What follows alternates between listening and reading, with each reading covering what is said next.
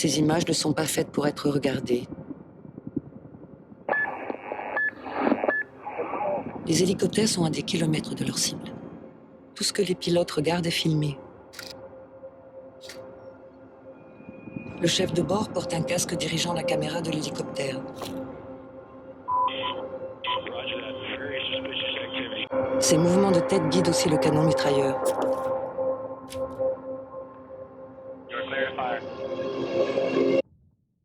Je faisais des recherches sur Internet, je suis tombée sur alors, c'était des recherches liées aux guerres que nos démocraties mènent au Moyen-Orient, mais je suis tombée sur ces images et je les avais déjà vues au fond, mais sans jamais m'y arrêter, sans jamais m'y attarder. Et j'ai très vite décidé que ce serait le matériau principal du film.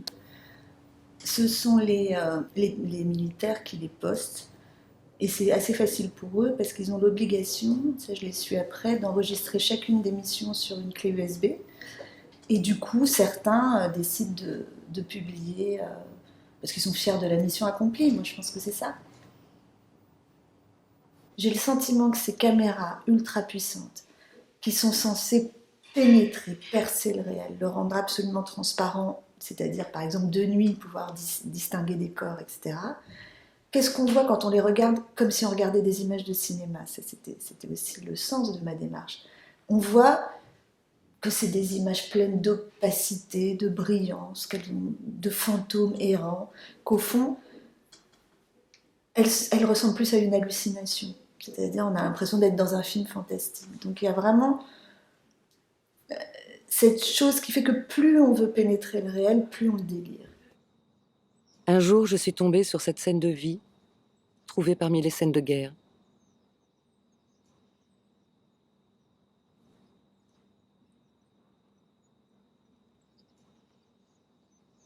Un soldat filme des enfants qui jouent dans un village afghan.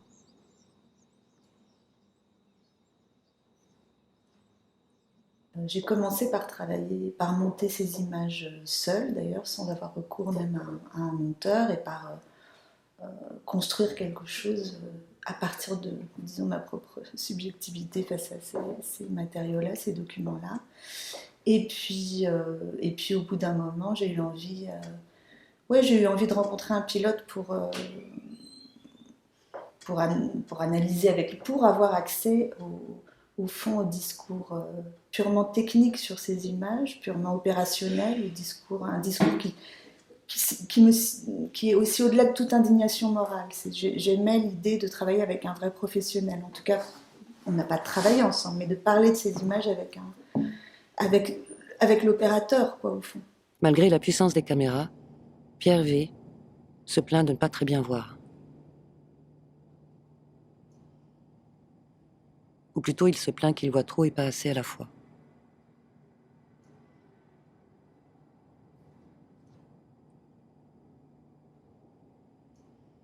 La question, c'était comment écrire une voix qui permette au spectateur d'avoir l'espace de pensée, de ne pas être complètement assigné à la place du tueur, puisqu'on est du début à la fin du film dans l'œil du viseur, donc qui lui permettrait de se déplacer.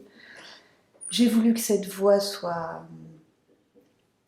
douce, c'est pour ça que j'ai demandé à Nathalie de l'incarner, parce que sa voix est lumineuse et nocturne à la fois et qu'elle pouvait selon moi accompagner la dimension paradoxale de ces images, qu'il n'est pas impossible de trouver belle.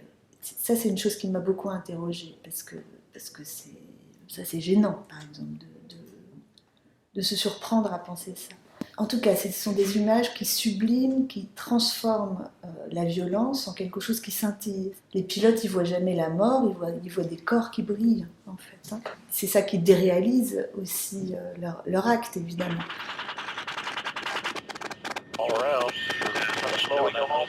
Dans ses propriétés esthétiques, il y a quelque chose peut-être qui sert le projet de mort lui-même, enfin qui le facilite. Et ça, moi, ça m'interroge beaucoup sur la manière dont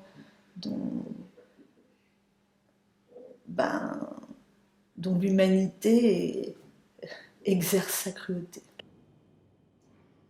Il y en a un qui s'est mis à courir. Et un homme qui court, c'est ce qu'on remarque le plus.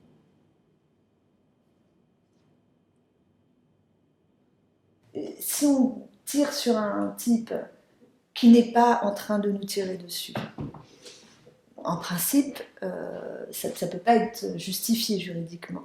Donc du coup, il faut pour le justifier convaincre que ce type, peut-être à ce moment-là, il n'était pas menaçant, mais il l'aurait été dans une heure, parce qu'on sait, parce qu'on l'a surveillé pendant des jours, que de toute façon, il préparait quelque chose.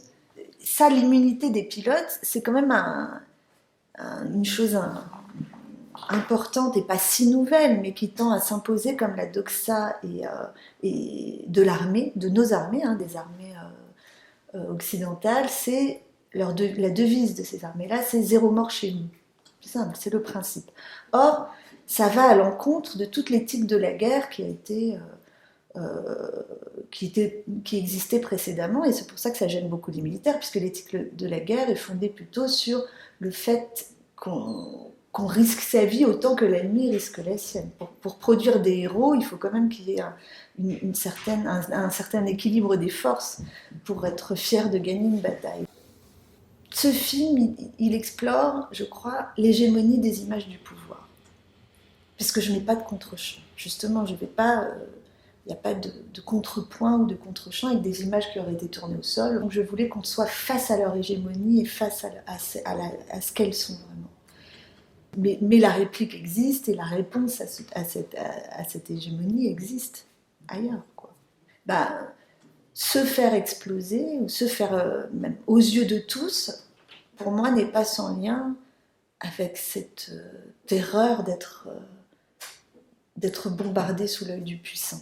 Il y a un lien, mais je ne dis pas qu'il y a un lien de causalité directe, mais je ne peux pas ne pas penser ces actes comme des sortes de répliques, en effet. La guerre, c'est toujours le laboratoire, ou c'est souvent le laboratoire de ce qui va se passer ensuite dans la vie civile. Pour des tas de raisons, enfin, à la fois technologiques et même en termes de nature de l'exercice du pouvoir, quoi. En dehors de l'article 24, très scandaleux, en fait, au fond, on prive le citoyen de regard sur les agissements de la police, tout en soumettant son corps à une surveillance constante et généralisée. C'est les deux mouvements. Et dans la loi, vraiment le versant qui développe la possibilité de filmer, de la reconnaissance faciale, de filmer par drone, plus souvent, en tout cas, ça ressemble à ce qu'on voit dans ce film. Pour moi, évidemment, il y a une contamination d'un monde sur l'autre, quoi. C'est aussi chez nous. Je pense de la salle de cinéma qu'elle me met dans une position contradictoire, parce que je suis passive et j'y éprouve un grand plaisir. Et en même temps, je cherche dans ce que je vois au cinéma le moyen, malgré le noir, malgré le confort, malgré la position comme ça de rêve éveillé, eh bien, j'aime y redevenir active. Et ça arrive de temps à autre.